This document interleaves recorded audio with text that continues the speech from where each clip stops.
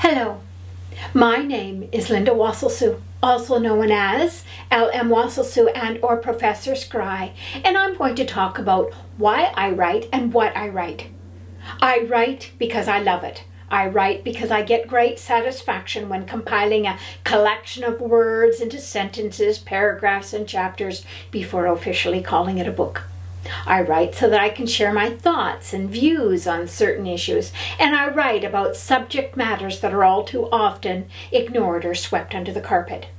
Yes, my books often contain subjects that other people feel are best left alone, pretending that they do not exist.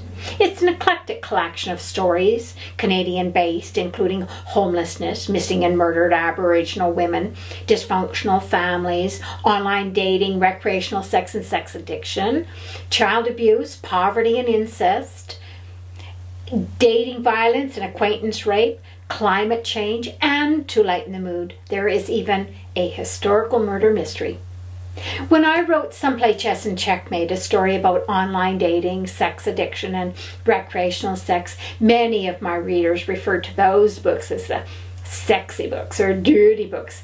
In my mind, sex is not dirty unless it is used in a dirty way. I wrote that story because recreational sex has become a part of the modern day lifestyle and is a growing concern.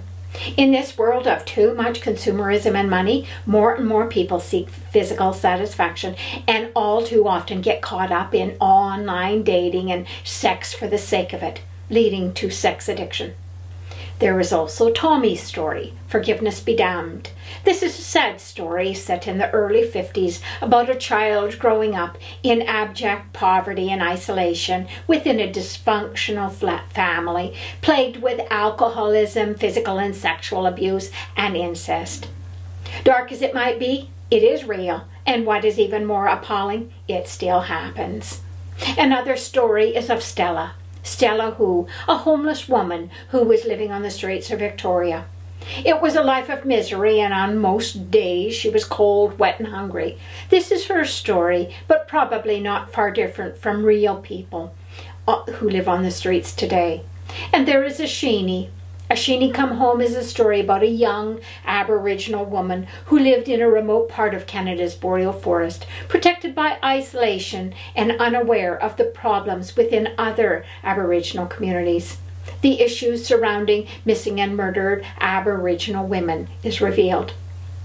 Most recently, I published my first middle grade youth novel, Elfin Ville, under the pen name Professor Scry. I suppose the story grew from my childhood, for on more than one occasion I'd sat alone at night under the glow of a moon when the air suddenly came alive with flashes of lights. It was magical seeing an unexplained movement of the corner of my eye, and those incidents left no doubt in my mind that it was probably an elf or a leprechaun, one of those shape-shifting, magical winged creatures that have kingdoms of their own somewhere in the forest, meadows, or in the hollowed out tree trunks. Writing Elfin Ville was a refreshing change, for there is nothing more elusive, magical, whimsical, and enchanting than a world of elves. At present, I have a number of stories on the go all at the same time, and strangely enough, when I finish one, I begin 2 or 3 others. In my mind, there is no shortage of subjects to write about.